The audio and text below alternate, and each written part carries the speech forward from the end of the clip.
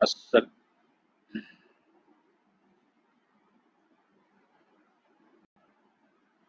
السلام علیکم ورحمۃ اللہ وبرکاتہ۔ امید ہے آپ تمام احباب، خواتین و حضرات، بچے سب خوش و خرم عافیت سلامتی کے ساتھ ہوں گے۔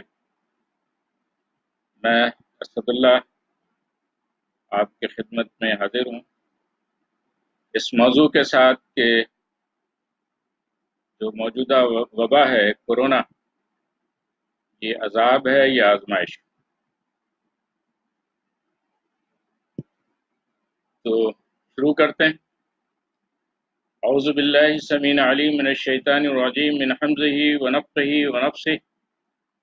بسم اللہ الرحمن الرحیم۔ بسم اللہ رب الارض والسماء۔ بسم اللہ افتحت باللہ ختمت وبہ آمنت وعلیہ توکلت وہو رب العرش الکریم۔ اعوذ باللہ من الشیطان الرجیم۔ قال اللہ تعالی فی کلامہ المجید وَإِذْ نَجَّيْنَاكُم مِّنْ آلِ فِرْعَوْنَ يَسُومُونَكُمْ سُوءَ الْعَذَابِ يُذَبِّحُونَ أَبْنَاءَكُمْ وَيَسْتَحْيُونَ نِسَاءَكُمْ وَفِي ذَلِكُمْ بَلَاءٌ مِّن رَّبِّكُمْ عَظِيمٌ۔ صدق اللہ العظیم۔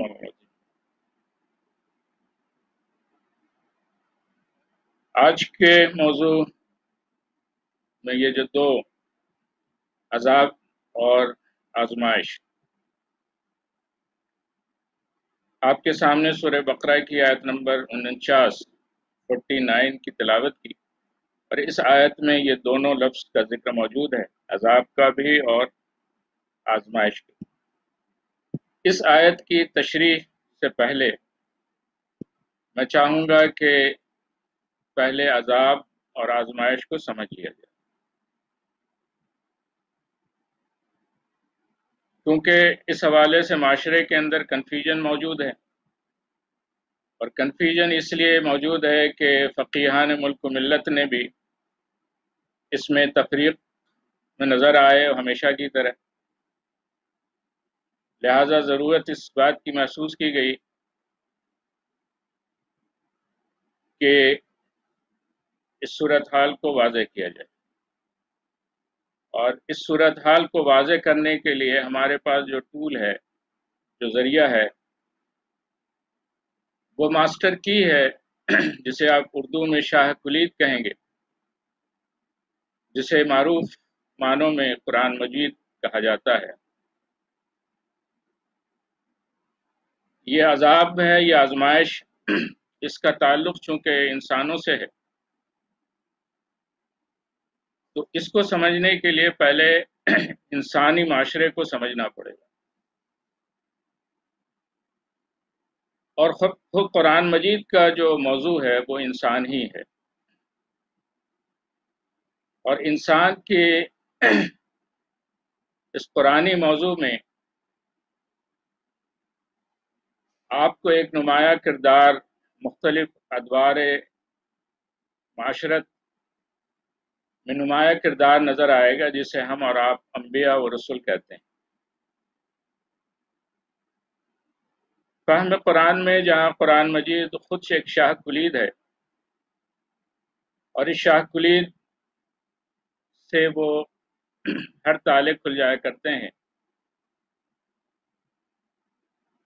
بشرطے کہ اس میں وہ کردار جو انبیاء رسول کا ہے، ان روشن کرداروں کے ساتھ ساتھ چلا جائے، ان سے روشنی اور رہنمائی حاصل کی جائے، تو پھر کوئی چیز، کوئی دھند باقی نہیں رہتی، کوئی تاریکی نہیں رہتی، ہر چیز واضح ہو کر کے سامنے آ جائے۔ اس ضمن میں جو پہلا مسئلہ یہ ہے کہ انسانی معاشرے کو سمجھا جائے، اور قرآن مجید نے اپنی ابتدا میں ہی انسانی معاشرے کے گروہ کو ہمارے سامنے موضوع بحث رکھا۔ یہ قرآن مجید جن انسانوں کے سامنے آیا، وہ قرآن مجید نے انسانوں کے 3 گروہوں کا تعارف ہمارے سامنے رکھا ہے۔ سورہ بقرہ کے پہلے اور دوسرے، یہ 2 رکوع میں یہ تینوں بڑے گروہ ہمارے سامنے ہیں، اور جب بھی کسی معاشرتی مسائل چاہے وہ سیاسی ہوں، معاشی ہوں، سماجی ہوں، مذہبی ہوں، زندگی کے کسی دائروں میں اگر یہ تین شعبے، تین انسانی گروہ آپ کے سامنے رہیں تو مسئلے کا حل سامنے آ جاتا ہے۔ اس سورہ بقرہ کی پہلی ابتدائی 5 آیتوں میں یقیناً آپ کے زیر مطالعہ رہی ہوں گی، اس میں ایک گروہ کی بات کی گئی ہے جس سے متقی کہا گیا ہے،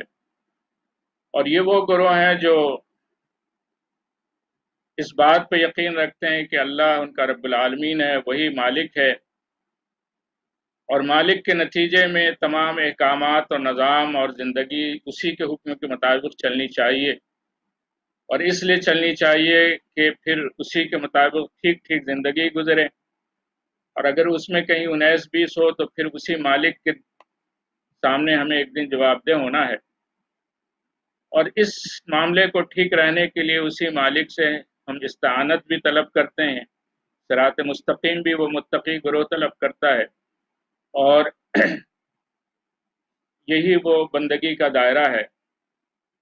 جو معروف معنوں میں اللہ کے بندے، اور یہ ایک گروہ ہے معاشرے کا۔ اس کے برعکس بالکل ایک دوسرا گروہ ہے، اور اسی پہلے رکوع کے آخری 3 آیتوں میں اس گروہ کا ذکر کیا گیا ہے۔ اس گروہ کے سامنے یہ اللہ، اس کے دین، رسولوں کے معاملات، یہ ہدایت اور یہ طرز زندگی اور اللہ کا قانون، اللہ کا نظام، یہ آپ جتنی بھی دلیلوں سے رکھ دیں، جتنے بھی آپ اس کے ثبوت پیش کر دیں، وہ مان کے نہیں دیں گے۔ یہ دوسرا گروہ ہے، اور ان دونوں کے درمیان ایک تیسرا گروہ ہے جس کا ذکر جو ہے سورہ بقرہ کے دوسرے رکوع میں پوری طویل اور پوری وضاحت کے ساتھ بیان کیا گیا۔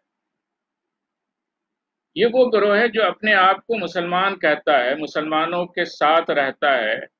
اپنے آپ کو مسلمانوں میں شامل کرتا ہے، لیکن اس کی تمام تر بھاگ دوڑ، اس کی تمام تر ہمدردیاں، اس کی تمام تر تمنائیں اور خواہشیں، اس کی تمام کامیابی اور ناکامی کے دار و مدار پہلے گروہ یعنی متقیوں کے ساتھ نہیں ہے بلکہ دوسرے گروہوں کے ساتھ، اور ہر زمانے کے معاشرے کے ساتھ ساتھ آج کے جب آج ہم 20 اپریل 2020 میں بیٹھے یہ بات کر رہے ہیں، تو آج بھی اس پورے گلوبل ولیج کو آپ دیکھ لیں کہ آپ کے سامنے، اور بالخصوص ہمارا ملک پاکستان، اس میں آپ دیکھ لیں کہ آپ کو یہی 3 گروہ آپ کے سامنے موجود ہیں۔ اب اگر یہ معاشرت کے انسانی گروہ کے یہ تینوں گروہ آپ کے سامنے واضح ہو چکے ہیں، تو اب آتے ہیں کہ ان میں عذاب کا مستحق کون ہے، اور اس سے پہلے کہ یہ عذاب ہے کیا، دوسرے یہ کہ پھر آزمائش کس کے لیے، اور کیا یہ صرف 2 ہی چیز ہیں یا اس کے علاوہ بھی کوئی چیز۔ تو اس میں یہ کہ عذاب اس چیز کو کہتے ہیں کہ کسی سے کی نافرمانی اور ناراضگی کی صورت میں جب کوئی انتہائی سخت سزا دی جائے تو اسے عذاب کہتے ہیں، اور یہ عذاب دونوں سمت سے ہے۔ ہمارے یہاں تو شاید یہ تصور یہ ہے کہ عذاب صرف اللہ کی طرف سے آتا ہے، جبکہ ایسا نہیں ہے۔ عذاب اللہ کی طرف سے بھی آتا ہے،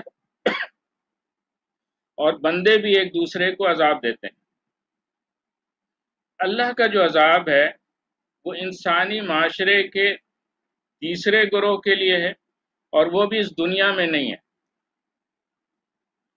بلکہ آخرت میں۔ البتہ کبھی کبھی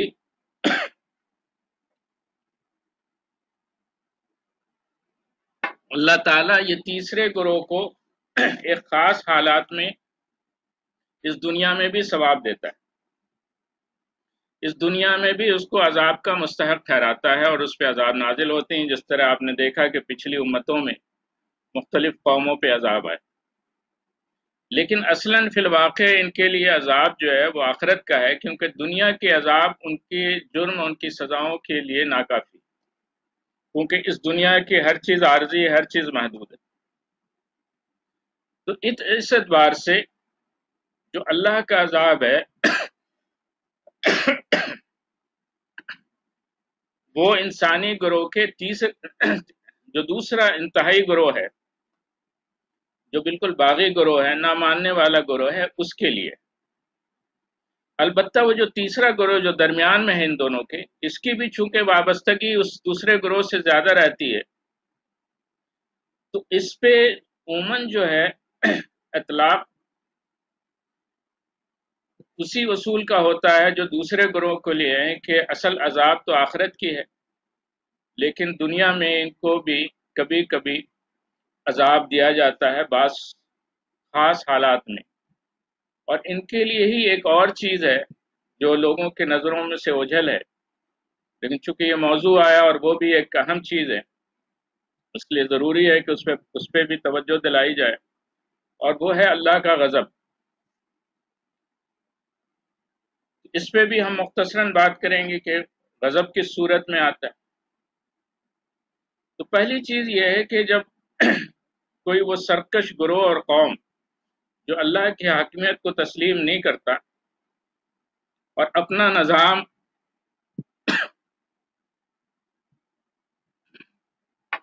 اور اپنا قاعدہ قانون چلاتا ہے، تو اللہ تعالیٰ اس کو کوئی سزا اس لیے نہیں دیتے کہ اللہ نے خود دنیا میں ہر ایک کو اختیار دیا ہے کہ وہ اس اللہ کے نظام کو مانے یا نہیں مانے، تو پھر اس بنیاد پر سزا دینا دنیا میں اللہ کے خود اصول اور اس ضابطے کے خلاف ہو۔ البتہ جب ان باغی گروہوں کا، ان طاغوت کا جب یہ نظام ظلم کے اس حد تک پہنچ جائے کہ انسانی معاشرے کا فروغ اور اس کی ترقی رکنے لگے، اس میں جمود آ جائے اور اس میں تباہی کے آثار پیدا ہو جائیں، تو پھر اللہ تعالیٰ ان طاغوتوں کے ہاتھ کو روکنے کے لیے اور انسانی سماج اور معاشرت کو آگے بڑھانے کے لیے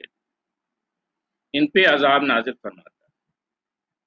اور جب ان پہ عذاب نازل فرماتا ہے تو اس معاشرے میں اللہ کے صالح بندے، پرامن انسان موجود ہوتے ہیں۔ تو جب یہ پرامن اور صالح انسان اور مومنین موجود ہوتے ہیں تو وہ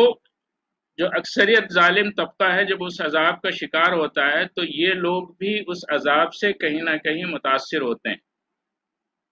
اور ان کا یہ متاثر ہونا ہی آزمائش ہے۔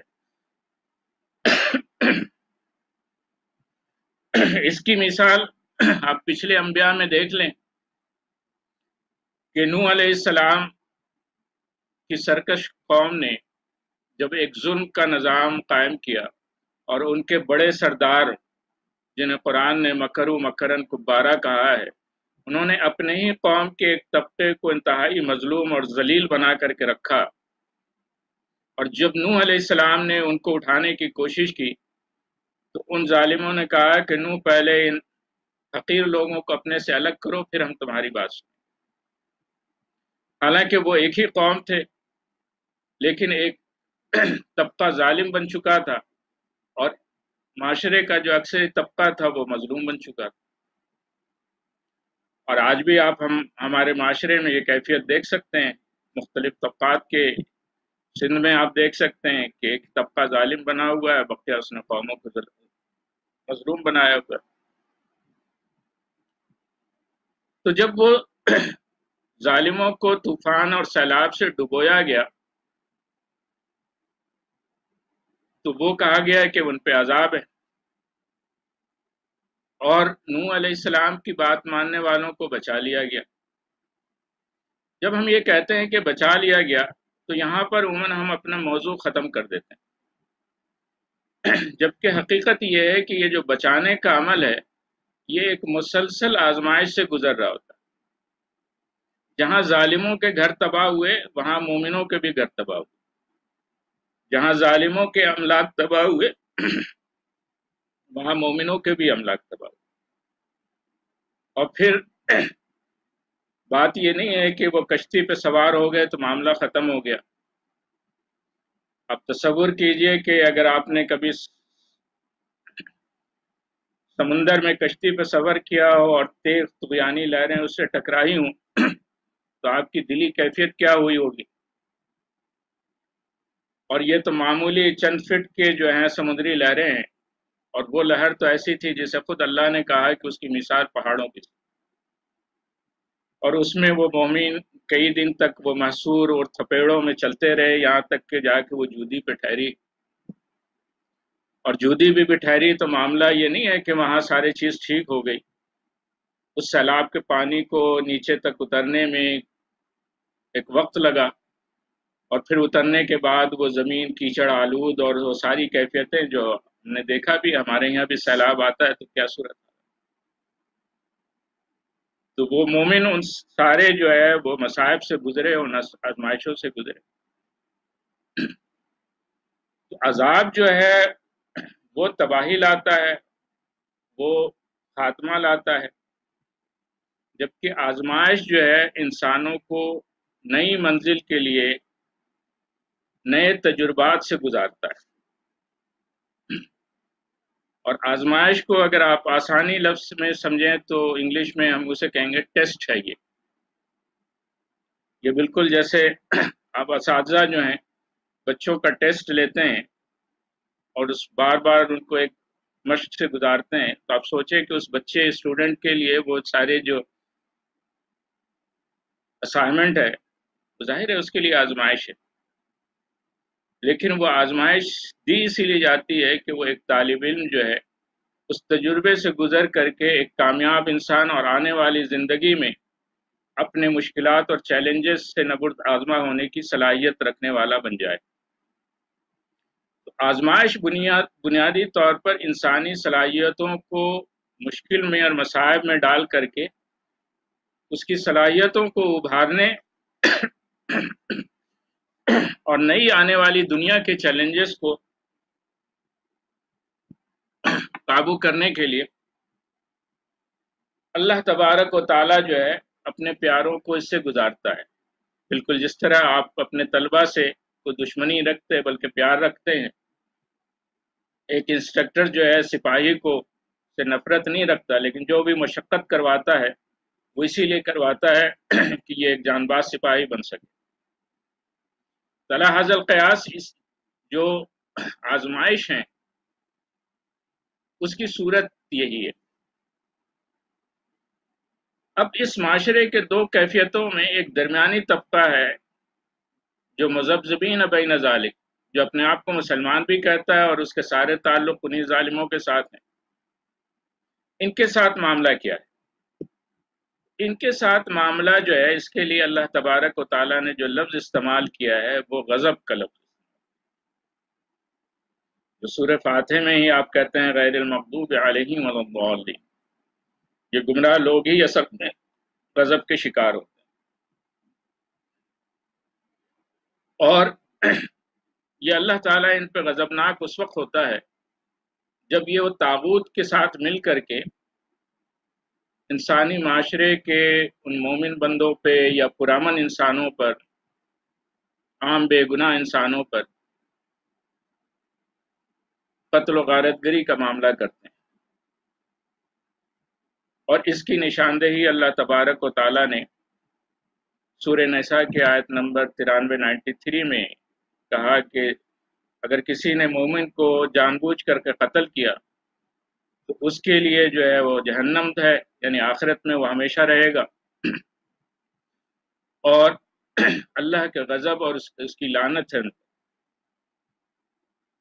तो लानत का मतलब ही ये है कि अल्लाह तबारक व ताला ने उससे अपनी माफ़ी का, अपनी रहमत का जो है वो चैप्टर क्लोज कर दिया। अब दुनिया में उनके लिए गज़ब है और आखिरत में अज़ाब इलाही। क्योंकि गज़ब अभी हमारा मौजू नहीं है, लिहाजा मैं इस पे सिर्फ तवज्जो आपको दिला दूं कि गज़ब की अगर मज़ीद आपने तफसील मुताला और पढ़ने हैं तो सूरह की निसा की इस आयत के अलावा सूरह फतह की आयत नंबर 6, सूरह मुजादला की आयत नंबर 9 और सूरह मुम्तहना की आयत आखिरी आयत का मुताला कर लीजिए। अलबत्ता ये है कि ये जो तबका है जो जालिमों का साथ देने वाला और बज़ाहिर और अपने आप को मुसलमान भी कहता है, इस तबके के साथ जब आम लोग भी इसके हामी और शरीक कार बन जाएं یعنی عوام بھی اس کے ووٹر بن جائیں اور اس کے طرفدار بن جائیں اور اس کی تعریفوں میں اپنے اپنے گھڑے بندیاں کر لیں، جیسے قوم نوح کی ہم نے مثال دی، اور اس کے بعد کی بھی امتوں پہ جن پہ عذاب آیا، اور وہاں بھی صورتحال آپ کو اگر اس پہ غور کریں گے تو وہی مل جائے گی۔ تو پھر اللہ تعالیٰ جو ہے پھر ایسے معاشرے پر ایک عذاب نازل کرتا ہے جس کی طرف جو ہے اللہ تبارک و تعالیٰ نے نشاندہی فرمائی ہے سورہ الانعام کی آیت نمبر 65 پہ 65،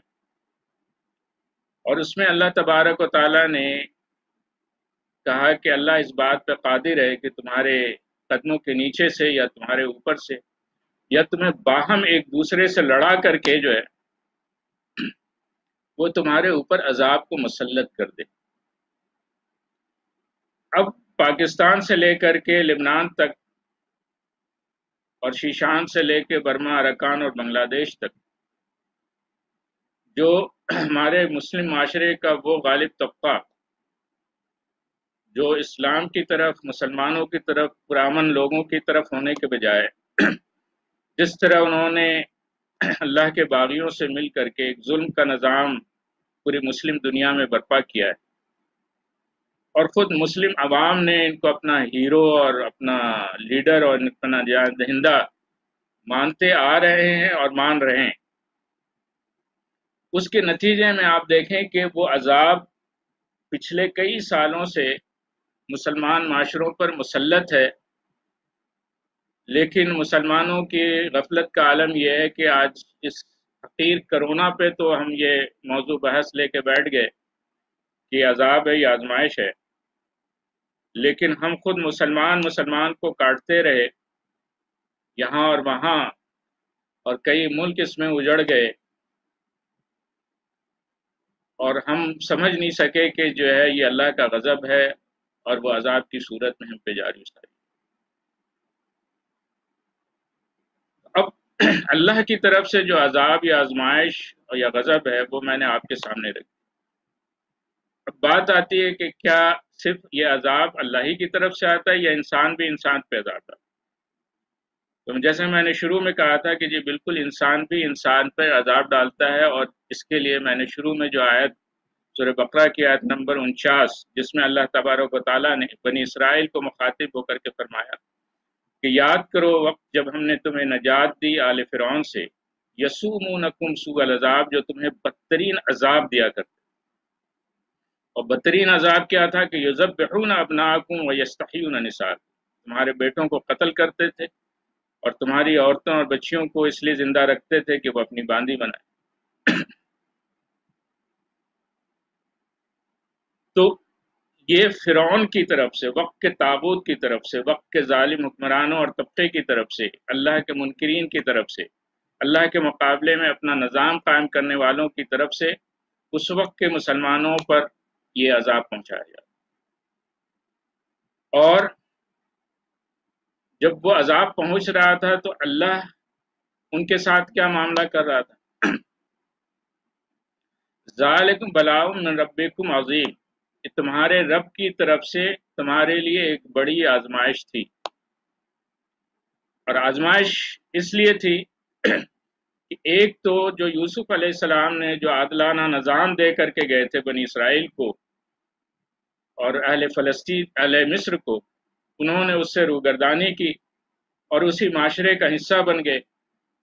نتیجہ یہ ہے کہ پھر وہ ظالم طبقہ ان پہ مسلط ہوا، تو نااہلی چونکہ انسانی معاشرے کے لیے زوال اور نقص کا سبب ہے، تو اللہ نے ان کی تربیت اور آزمائش سے مبتلا کر کے یہ تربیت کی کہ ان کے اندر سے وہ نااہلی نکلے،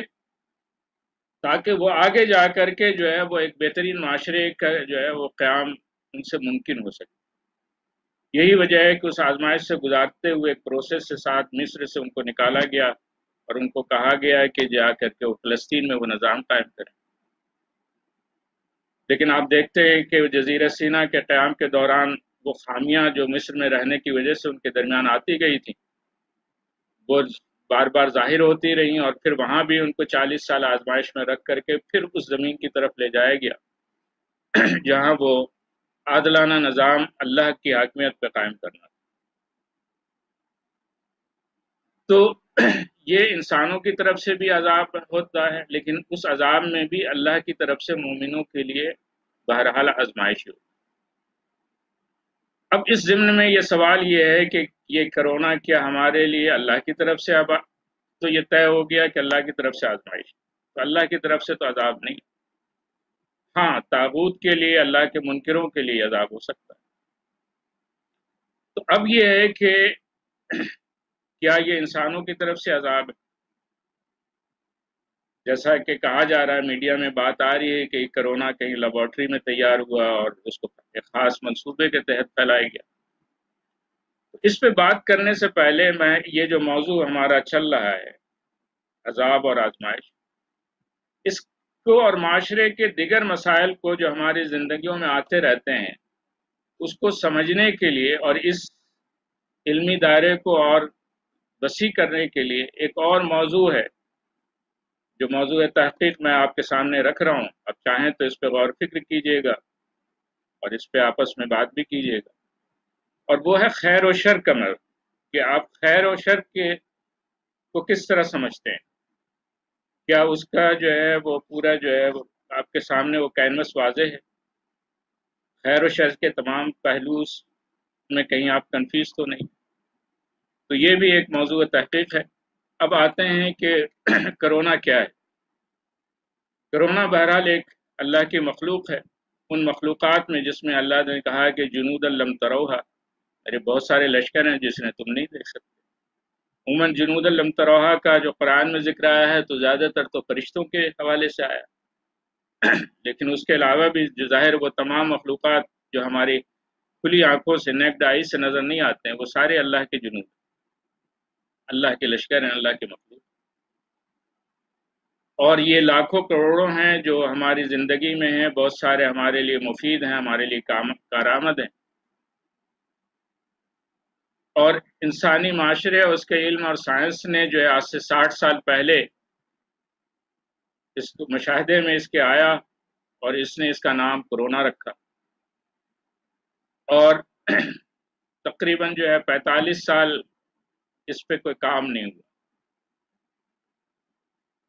پھر یہ 2003 میں وقت کے سائنسدانوں نے، انہی لوگوں نے جو دنیا کا نظام چلا رہے ہیں، اور وہ لوگ چلا رہے ہیں جنہوں نے اللہ اور اس کے نظام کو نہ صرف ایک طرف اٹھا کے رکھا ہے، بلکہ اگر کوئی اس کی بات کرتا ہے تو وہ یہ بات سننے کو بھی تیار نہیں ہے، اور اور نہ صرف سننے کو تیار نہیں ہے بلکہ ان کو مارنے اور مرنے اور مارنے پہ تلاتے ہیں. تو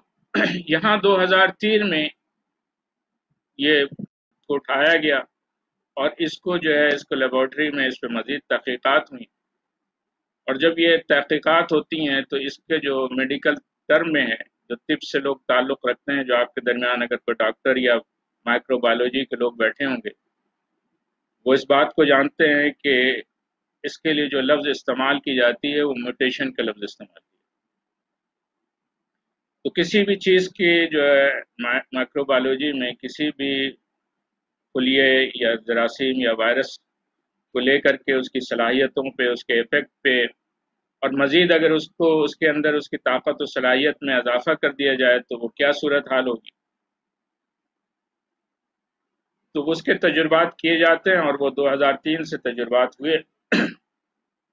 اور اس تجربات کے نتیجے میں پھر ظاہر ہے کہ اس کے اثرات کہیں نہ کہیں آپ دیکھنے پڑتے ہیں، کیونکہ تاکہ اس کو پتہ چلے کہ اس کے عملی جو ہے وہ رد عمل کیا آتا ہے. تو گزشتہ 5-6 سالوں میں مختلف ملکوں میں یہ جزوی طور پر اس کے تجربات کیے گئے، جو سلو ڈاؤن آؤٹ بریک کہا گیا، پھر اس کے بعد میڈیم آؤٹ بریک ہوا، اور اب جو 2019 میں ہے اس کو جو ہے سیویئر آؤٹ بریک کا نام دیا گیا، کیونکہ اس نے جو ہے ایک وبا کی صورت اختیار کر لی، اور اسی وبا کی وجہ سے اس کے لیے پینڈیمک کا لفظ استعمال ہو رہا ہے. اور آپ یہ دیکھ لیں کہ خود ان کے میڈیا میں اور ان کے تحقیقاتی ادارے جو ہیں وہ ایک دوسرے پر الزام دھر رہے ہیں کہ کوئی چائنا پہ الزام دھر رہا ہے، کوئی چائنا امریکہ پہ دھر رہا ہے، اور یہ سارے الزامات تو اصل میں لوگوں کو اور عوام کو اور دنیا کو کنفیوز کرنے کے لیے، تاکہ وہ اسی میں الجھے رہے، اور ہمارے یہاں بھی اس پہ بحث ہوتی رہتی ہے۔ لیکن در حقیقت یہ ہے کہ آج جو ہم 2020 میں ہیں، تو میں جن عالمی قوتوں اور جن عالمی نظام کی بات کر رہا ہوں، تو وہ خیال ہے کہ وہ عالمی نظام آج سے 100 سال پہلے جنگ عظیم کے دوران وجود میں آ چکا ہے، اور اس دوران کا کہ 20 سال کا اگر آپ جائزہ لیں تو ویسے تو مطالعے کے لیے اور بھی صورتحال ہے، لیکن مختصراً میں بتاتا چلوں کہ 1901 سے لے کر کے 1922 تک کے صورتحال کا اگر آپ جائزہ لیں، اور ابھی جو ہے 2001 سے لے کر کے ابھی جو 2020 تک کا جائزہ لیں، تو بہت ساری مشابہات ان کے درمیان موجود ہیں، معاشی اعتبار سے بھی، سیاسی اعتبار سے بھی، دہشت گردی کے اعتبار سے بھی، اور اس وائرس کے اعتبار سے بھی، کہ اس وقت جو ہے وہ ٹائیفائڈ اور اسپینک جو ہے وائرس کا سلسلہ چلا تھا، اور وہ ٹائیفائڈ بھی ایک عورت سے شروع ہوئے، اور یہ کرونا وائرس بھی چین میں ایک عورت سے شروع ہوئے۔ اب یہ محض اتفاق ہے یا اس کے پیچھے کوئی پورا منصوبہ ہے، یہ پھر ایک الگ موضوع ہے۔ اس کے بعد ہم آتے ہیں کہ ہماری جو ہے وہ صورتحال کیا ہونی چاہیے۔ اس میں پہلی چیز تو یہ ہے کہ جو آزمائش ہوتی ہے اس میں جو بنیادی چیز، جو غالب چیز ہوتا ہے، وہ خوف ہوتا ہے۔ اللہ تبارک و تعالیٰ نے کہا ہے کہ وَلَنَبْلُوَنَّكُم بِشَيْءٍ مِّنَ الْخَوْفِ وَالْجُوعِ وَنَقْصٍ مِّنَ الْأَمْوَالِ وَالْأَنفُسِ وَالثَّمَرَاتِ۔ خوف غالب ہے، اس کے بعد جو ہے وہ بھوک بھی آ جاتے ہیں، نقص مال بھی آ جاتا ہے، جانیں بھی چلی جاتی ہیں۔ آپ دیکھیں کہ مجموعی طور پر آج خوف غالب ہے، بہت سارے لوگوں کو بھوک کا مسئلہ ہے، آپ کے ادارے، آپ کے ساتھی لوگ جو ہیں راشن تقسیم کر رہے ہیں، اور اسی طرح غریب جو ہے بھوک سے ڈرا ہوا ہے، اور امیر اپنے کاروبار کے نقصان سے ڈرا ہوا ہے، اور کہیں کہیں جانے بھی جا رہی ہیں۔ تو بنیادی طور پر اس خوف سے نکلنے کے لیے اور اس پوری صورتحال اور اس آزمائش سے نکلنے کے لیے میں آپ کے سامنے دو چیزیں رکھ رہا ہوں۔ ایک تو امیڈیٹ ریلیف ہے، اور ایک جو ہے وہ آگے کے ہمارا لاہ عمل کیا ہونا چاہیے۔ امیڈیٹ ریلیف یہ ہے کہ آپ کو یاد ہوگا کہ جب نبی اکرم صلی اللہ علیہ وسلم مکہ مکرمہ سے ہجرت کر کے غار ثور میں احتیاطاً جا کے ٹھہرے، اور ظاہر ہے ہم بھی گھروں میں آج احتیاطاً ٹھہرے ہوئے ہیں، لیکن ایک لمحے کو آپ کے ساتھ جو سورہ توبہ میں اللہ نے ایک دوسرے صاحب ثانی اثنین اذ ہما فی الغار یعنی ابو بکر صدیق کو متعلق کہا کہ جب وہ دشمن قریب آ گئے تو ایک خوف کی کیفیت پیدا ہوئی، تو نبی اکرم صلی اللہ علیہ وسلم جو آرام سے لیٹے ہوئے تھے اس غار میں، آپ نے نظر مبارک کی ابو بکر صدیق پہ اور کہا کہ مسئلہ کیا ہے؟ انہوں نے بتایا کہ دشمن قریب ہیں، اس کا خوف ہے۔ تو ایک جملہ تھا، لا تحزن ان اللہ معنا۔ آپ کے لیے بھی یہ نسخہ ہے، ذرا اپنے آپ میں دہرائیے، تنہائی میں دہرائیے، سر محفل دہرائیے، بآواز بلند دہرائیے، اور پھر دیکھیے کہ آپ کے اندر کی طبیعت، جب آپ یہ کہیے ان اللہ معنا، آپ دیکھیے کہ آپ کے اندر کیا تبدیلی آتی ہے، اور بتائیے کہ واقعتاً آپ کے اندر جو ہے ایک اعتماد اور ایک خوف کی کیفیت دور۔ رہی بات یہ کہ لاہ عمل کی، تو جیسے کہ میں نے کہا کہ یہ انسان ہے، انسانوں کو پڑھنا ہے، اور پہلی وحی میں اللہ تبارک و تعالیٰ نے ہمیں کہہ دیا تھا کہ ربک الذی خلق الانسان من علق، اس رب کے نام سے پڑھو جس نے انسان کو علق سے پیدا کیا۔ تو انسان کو پڑھنا ہے، آج کے انسان کو پڑھیے، دور جدید کے انسان کو پڑھیے، اس کے مختلف دائرے ہیں، مختلف پہلو ہیں، اور یہ ایک مسلسل موضوع ہے، اور اس پہ غور و فکر کیجئے، اس پہ لائحہ عمل بنائیے۔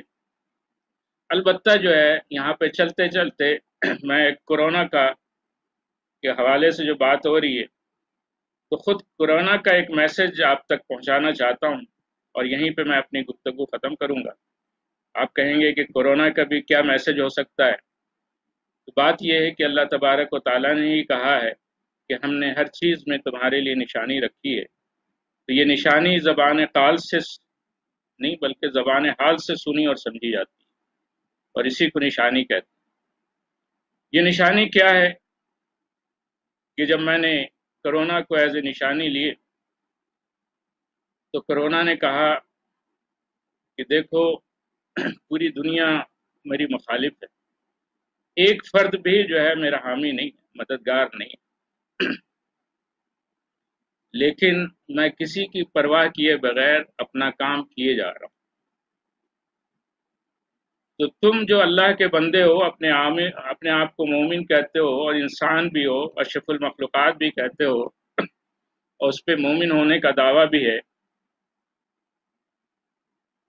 تو کیا تم اسی طرح دنیا کی مذمتوں سے اور ان کی مخالفتوں سے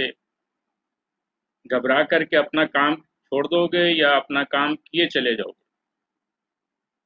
ایک بات۔ دوسری بات اس نے یہ کہی کہ میں بھی ایک طویل عرصے سے مختلف تجربات کی بھٹیوں سے گزر کر کے میں جب آؤٹ بریک ہوا تو آج دنیا کی بڑی بڑی سائنس، بڑی بڑی فوجیں، بڑی بڑی قوتیں، بڑے بڑے میزائل اور ایٹم اور اسٹار وار، کیا چھوٹے کیا بڑے، سب مجھ سے ڈرے ہوئے ہیں۔ اگر تم اپنے آپ کو تیار کرو اور پھر واقعی اگر تم مومن ہو اور تم نے جس دن آؤٹ بریک کر لیا تو پھر دنیا کی کوئی قوت تمہارے سامنے کھڑی نہیں ہو پائے گی۔ تو میں نے چاہا کہ کرونا کا یہ پیغام آپ تک پہنچا دوں، آپ اس پہ غور کیجئے گا اور بتائیے گا کہ جو ہے آپ نے اس کو کس طرح جانا اور کس طرح سمجھا۔ اللہ تعالی ہمارا حامی و ناصر ہو۔ آپ خوش رہیے، اللہ تعالی آپ سب کو سلامت رکھے۔ السلام علیکم ورحمۃ اللہ وبرکاتہ۔